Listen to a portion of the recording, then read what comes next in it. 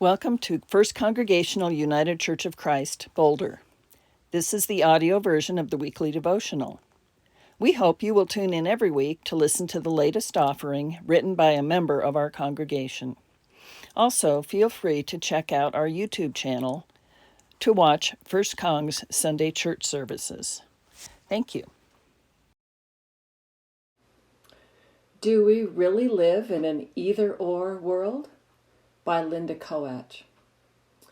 For many of us, we were raised with the idea that things and circumstances are either right or wrong. Pushing someone and making them fall is wrong. Speaking the truth is right. But what if someone is about to be hit by a car, you run out, and you push them out of the way, making them fall? Was it still wrong to push them? What if speaking the truth would be life-threatening for someone? Should you always still speak the truth?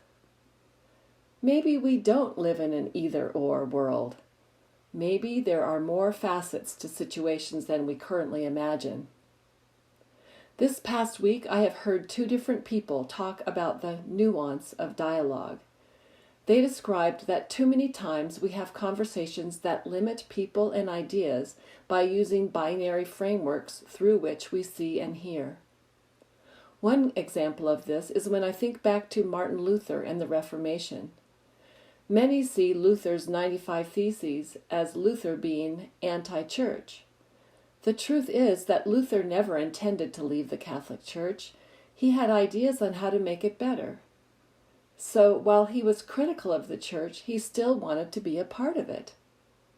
How can this affect our conversations in today's world? One horrible example is the war in Israel and Gaza. The dialogue we are hearing in many settings is that you either support Jews or you support Palestinians. If you support Palestinians, then you hate Jews. Is it possible to love Jews and love Palestinians?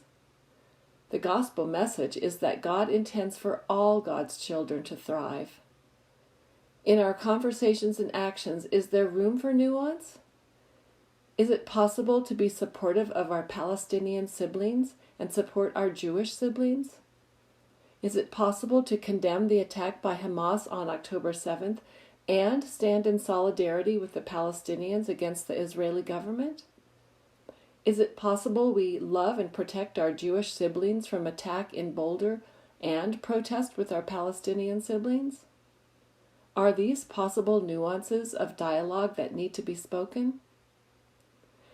Life is much easier when things are framed in binary terms of being either this or that. It doesn't require us to think and/or reflect on our own beliefs and values. God calls us to love, and sometimes it's easier to live in concrete binary thinking than to act in love.